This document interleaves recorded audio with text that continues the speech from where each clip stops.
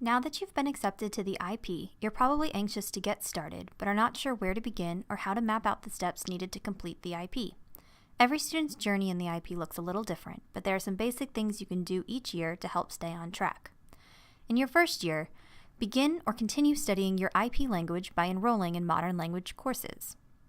Take 1 or 2 globally focused courses. Remember to consult with your academic advisor before registering. Meet your major's IP faculty representative, share with them your goals, and get to know him or her. Research your international options by going to study abroad and global internship fairs and open houses, meeting with advisors in the Office of International Education, and asking your major advisor and the IP advisor for their advice regarding international opportunities.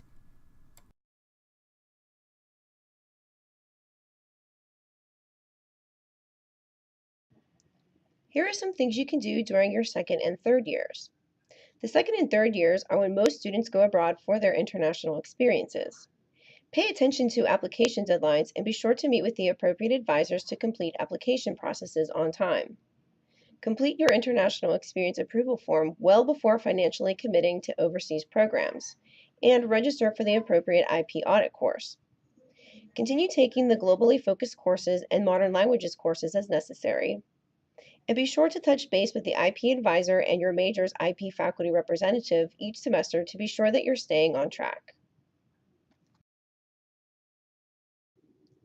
Finally, here is what you should do during your last year in the international plan. At some point during your last year, you will take your senior seminar or senior design course for your major. This course should also serve as your major's IP capstone course. Consult with your major's IP faculty representative when registering for your capstone course to work out the details of your project. If you're pursuing the language proficiency distinction, be sure to take the oral proficiency exam at least a few months before graduation so that we have the results in time. To petition to graduate, you'll need to complete the registrar's online application for graduation, or OAG. After completing the OAG, you should also complete the IP degree designation form.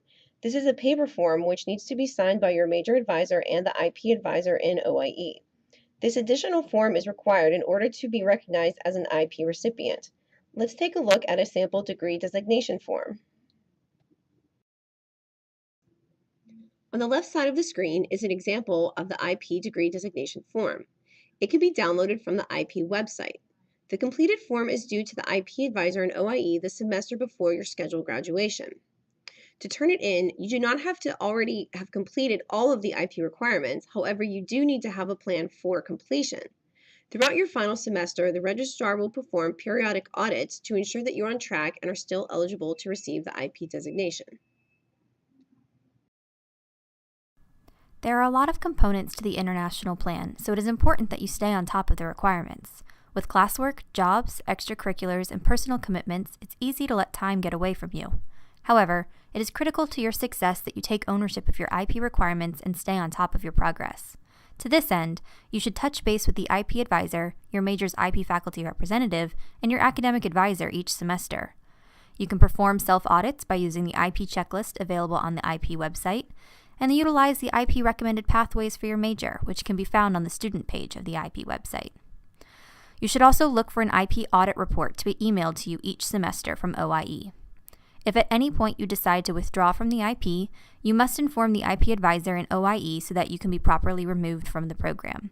Remember, you are responsible for being proactive and asking for help when needed.